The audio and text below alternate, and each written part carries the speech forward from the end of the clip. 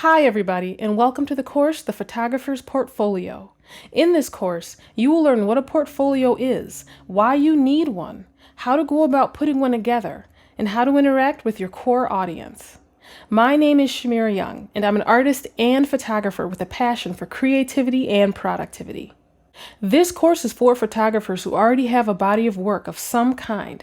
While it's great if you have some experience in photography, by no means do you need to be a higher level professional. However, you should be ready to show your work off.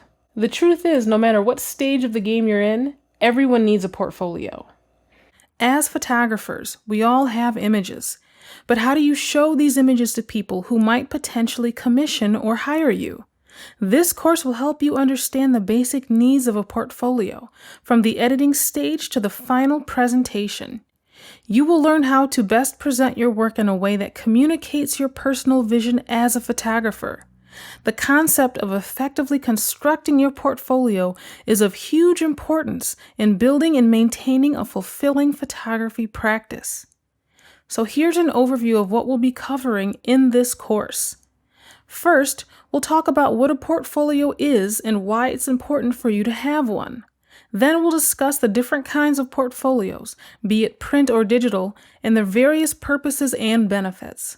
We'll also cover how to set goals and craft vision for your portfolio.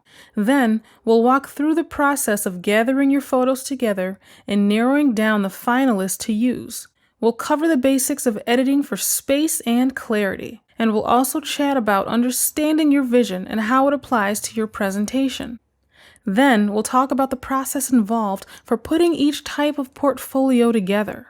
Finally, in the conclusion of the course, we'll discuss some best practices for presenting your work and how to best interact with your reviewer.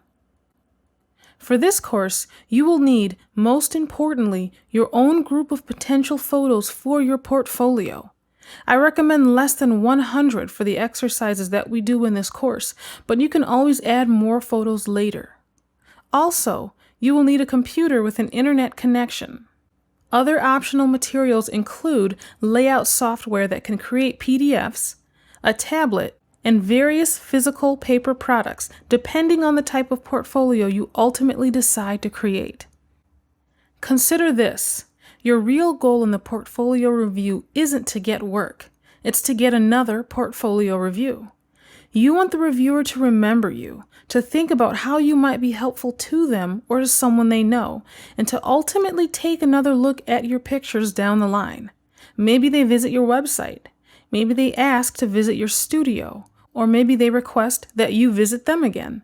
In any case, the vast majority of hires and purchases only come after the second viewing, at the earliest. I want to stress that you can have a number of different portfolios that are best suited for certain situations and themes. For example, if you're an architectural photographer and a corporate headshot photographer, it would serve you best to have two different print portfolios or two separate galleries on your website showcasing your skill in these separate areas.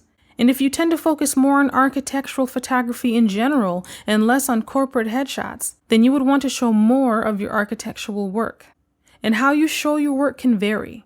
I actually recommend having more than one way to do this. Your portfolio is a flexible, living tool that can be adjusted according to the needs of the situation.